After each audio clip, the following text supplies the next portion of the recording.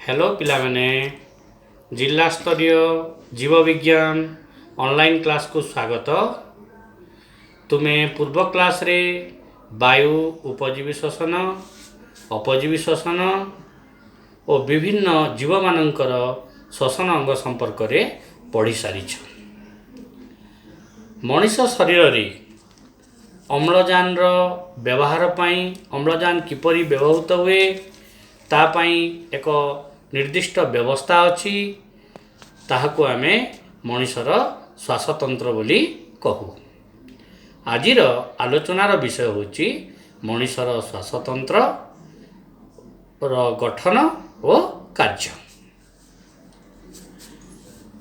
श्वासतंत्रर मुख्य अंश गुड़िक हला नासारंध्र, नासापथ, ग्रसनी, श्वासनली, श्वासनलिका, फुसफुस।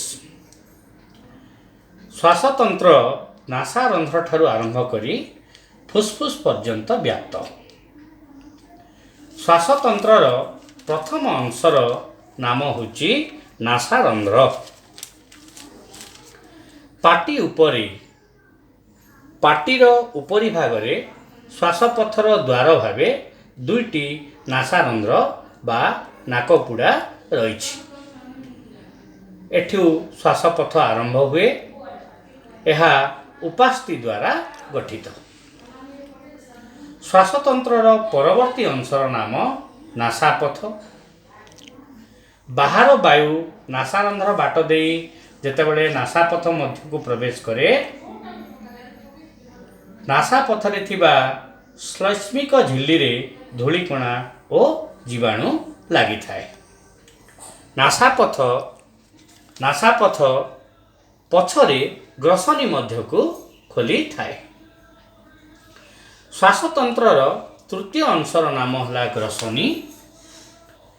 ग्रसनी एक पेशी बहुल नली। यह नासापथर शेष ठारू आरंभ होई खाद्य नली और श्वासनलीर द्वार पर्यंत लंबी। नासापथ निकटरे थिबा ग्रसनीर अंश को नासाग्रसनी, मुखगहर निकटरे थिबा ग्रसनीर अंश को मुखग्रसनी कहा जाए।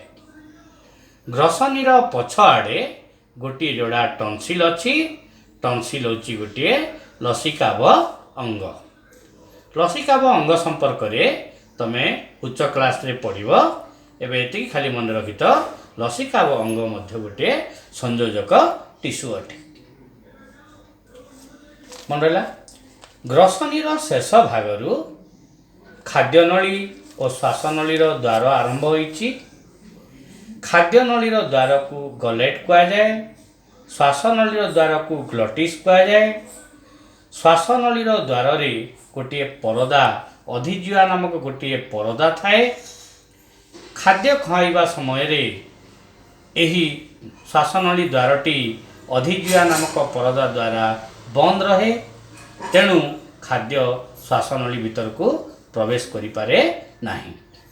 तमे देखुथिबो पिले तमे दैनंदिन जीवन रे थर थर देखुथिबो नाक आडू किछि खाद्य हमर बाहरी जाए।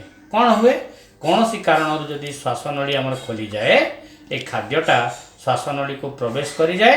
आमे अणनिश्वासी हो तापरे खासिकिरी ए जो नासा कौन नासा रंध्र देखिरी खाद्यटा बाहर को बाहरी जाए।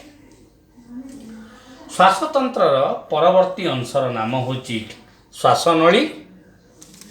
श्वासनलीर आरंभ रे स्वरपेटिका देखा जाए। आउ एथिरे देखा जाउथिबा सरू सरू स्वरतंत्री बा भोकाल कॉर्डर कंपन द्वारा ध्वनि सृष्टि हुए। स्वरपेटिका परे श्वासनली दुई श्वासनलिका भागरे विभक्त होई निज निज पटर फुसफुस आड़ को प्रवेश करे। यहाकू श्वासनली को ब्रोंकाई बोली कहा जाए। एई श्वासनली अनेक गुड़िए शाखा प्रशाखा रे विभक्त होई ब्रोंकियोल बा सूक्ष्म श्वासनलिका रे परिणत हुए।